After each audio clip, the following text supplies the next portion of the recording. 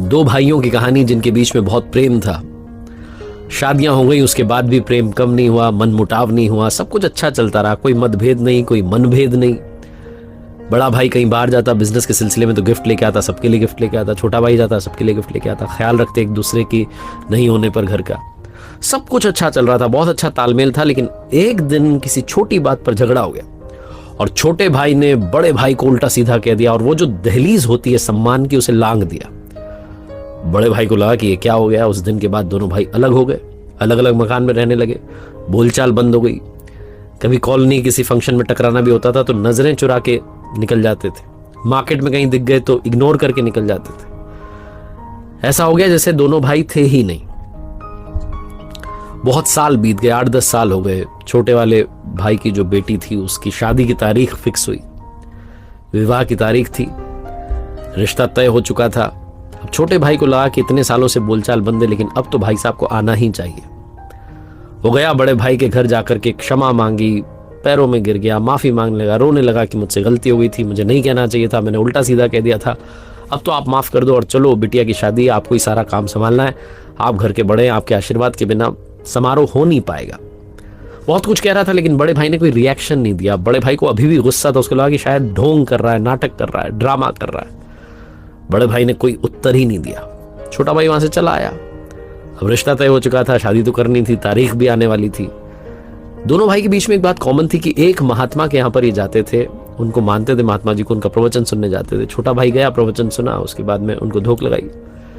तो महात्मा जी समझ गए कि मेरा भक्त आज थोड़ा सा उदास है, तो उन्होंने पूछा क्या हुआ। तो छोटे वाले भाई ने बताया कि बेटी का रिश्ता तय हो गया है, शादी की तारीख डिसाइड हो गई है।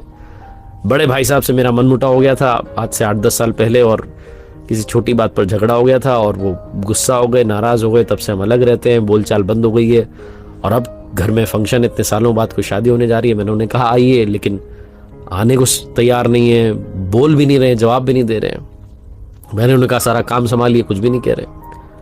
शादी तो हो जाएगी लेकिन बेमन से होगी, मुझे अच्छा लग ही नहीं रहा है, पर क्या करूं मैं। ऐसा बोल के वो चला गया। बाबा जी ने कहा कोई बात नहीं, ऊपर वाला सब ठीक करेगा।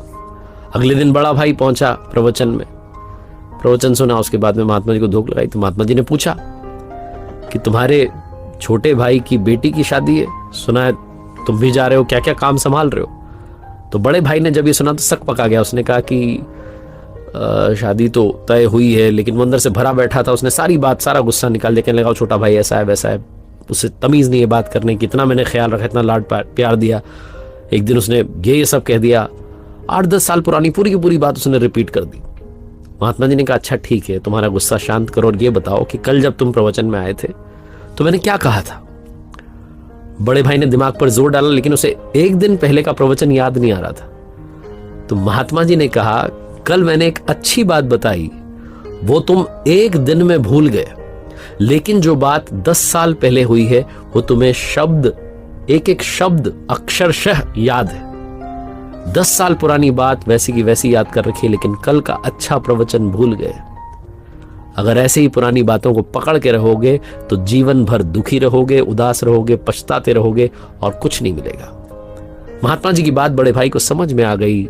गया छोटे भाई के पास, कहा शादी का सारा काम संभाल लूंगा। बहुत छोटी सी कहानी जो समझाती है कि हमें अच्छी बातों को याद रखना चाहिए, बुरी बातों को जितना जल्दी हो सके भुला देना चाहिए, क्योंकि यही जीवन का सार है।